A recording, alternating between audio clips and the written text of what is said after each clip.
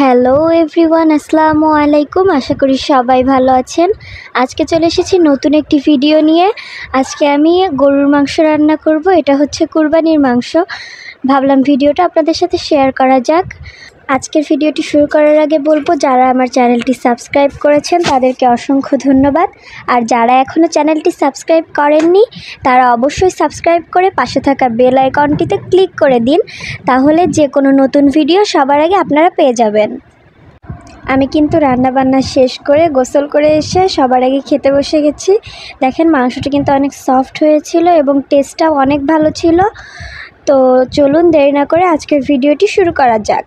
আমি কিন্তু অলরেডি চাঁদ রাতের ভ্লগ আপলোড করে দিয়েছি। যারা এখনও চাঁদ রাতের ভ্লগটি দেখেননি তারা অবশ্যই আমার চ্যানেলে যেয়ে ভ্লগটি দেখে আসবেন।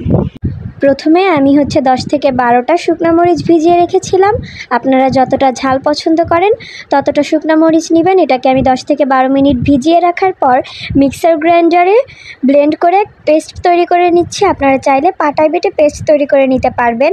এবার আমি একটা হাঁড়ির মধ্যে দিয়ে দিচ্ছি সরিষার তেল, তারপরে দিয়ে দিচ্ছি 1 কাপ পরিমাণ পেঁয়াজ কুচি, তারপরে দিয়ে দিচ্ছি কয়েকটা তেজপাতা ধুয়ে রাখা, এরপরে দিয়ে দিচ্ছি দারুচিনি, কয়েকটা এলাচগুলোকে আমি চিড়ে রেখেছিলাম।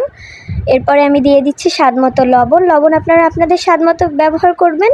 তারপরে আমি দিয়ে দিচ্ছি 1 টেবিল চামচ জিরার গুঁড়া, তারপরে আমি দিয়ে দিচ্ছি 1.5 টেবিল চামচ পরিমাণ হলুদের গুঁড়া। এরপরে আমি দিয়ে দিব গরুর মাংসের মশলা, রাঁধুনি গরুর মাংসের মশলা দিয়ে দিয়েছি 2 টেবিল চামচ পরিমাণ। এরপর আমি দিয়ে দিচ্ছি রসুন বাটা 2 টেবিল চামচ পরিমাণ, আদা বাটা দিচ্ছি 1.5 টেবিল চামচ পরিমাণ। এরপর আমি সেই শুকনো মরিচ পেস্টটা দিয়ে দিলাম। এরপরে আমি এর মধ্যে গরুর গোশত দিয়ে দিচ্ছি। আমি এখানে প্রায় 2 কেজি পরিমাণ গরুর মাংস নিয়েছিলাম। এরপরে এটার সাথে খুব ভালো করে মিক্স করে নিচ্ছি মশলাগুলোকে। এবার আমি চুলাতে বসিয়ে ঢাকনা দিয়ে ঢেকে হাই হিটে জাল করে নিচ্ছি। কিছুক্ষণ জাল করার পর দেখবেন মাংস থেকে এভাবে পানি বেরিয়ে এসেছে। তারপরে জালটা একটু কমিয়ে দিয়ে প্রায় আধা ঘন্টা মতো আমি ঢাকা দিয়ে রান্না করে নিচ্ছি। আধা ঘন্টা পর ফিরে এসেছি। এর মাঝে কিন্তু আমি কয়েকবার ঢাকনাটা উঁচু করে একটু নাড়াচাড়া করে দিয়েছি যাতে নিচে লেগে না যায়। দেখেন মাংসটা কিন্তু সেদ্ধ হয়ে গেছে ভালোভাবে। এরপরে আমি এর মধ্যে দিয়ে দিচ্ছি চুই ঝাল। আপনাদের হাতের কাছে না থাকলে আপনারা নাও দিতে পারেন, তবে এটা মাংসের সাথে দিলে খাওয়ার সময় চিবোতে খুবই মজা লাগে, যার কারণে আমি দিয়েছি। এরপরে চুই ঝালের সাথে আমি মাংসটাকে খুব ভালোভাবে মিশিয়ে নিচ্ছি। আর মাংস যাতে তলে না লেগে যায় বারবার এর জন্য মিশিয়ে নেবেন। এরপরে আমি আবার ঢাকনা দিয়ে 10 মিনিটের জন্য রেখে দিলাম। 10 মিনিট পর ফিরে এসেছি। দেখেন মাংসটা কিন্তু প্রায় সিদ্ধ হয়ে গেছে। অল্প শক্ত থাকলে সমস্যা নাই।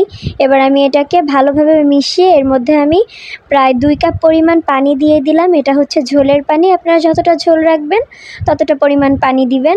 এবার এই পানির সাথে ভালোভাবে মাংসটাকে মিশিয়ে নিলাম। মিশিয়ে এবার আমি আবার ঢাকনা দিয়ে ঢেকে রেখে দেব কিছুক্ষণের জন্য। আর ঢেকে রাখার মাঝে মাঝেও আপনারা কিন্তু এটাকে নাড়িয়ে চাড়িয়ে নেবেন। তো এই দেখেন রান্না করতে করতে আমি জাম মাখিয়ে ফেলেছি। এখন রান্না করব আর এটা খাবো। তারপরে আমি 10 মিনিট পর আবার ফিরে এসেছি। দেখেন মাংসটার ঝোল কিন্তু অনেকটাই শুকিয়ে গিয়েছে। আবার ঢাকনা দিয়ে কিছুক্ষণের জন্য রেখে দিলাম। এর মাঝে আমি আবার শসা কেটে নিয়েছি খাওয়ার জন্য।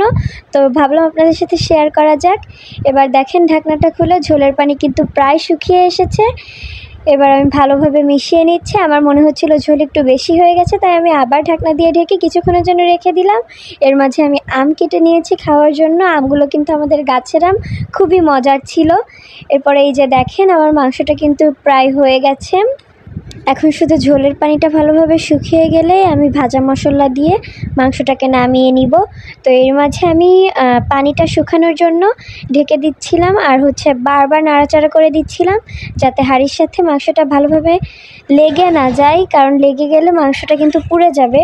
এর কারণে আমি বারবার নাড়াচাড়া করে দিচ্ছিলাম। এই যে দেখেন এবার কিন্তু মাংসটা হয়ে গেছে। আমি এখানে ভাজা মশলা ছিটিয়ে দিলাম। আপনারা আপনাদের পছন্দ মতন ঝোল রাখবেন। এরপরে ভাজা মশলা ছিটিয়ে দিয়ে আমি মাংসটাকে চুলা থেকে নামিয়ে নিচ্ছি।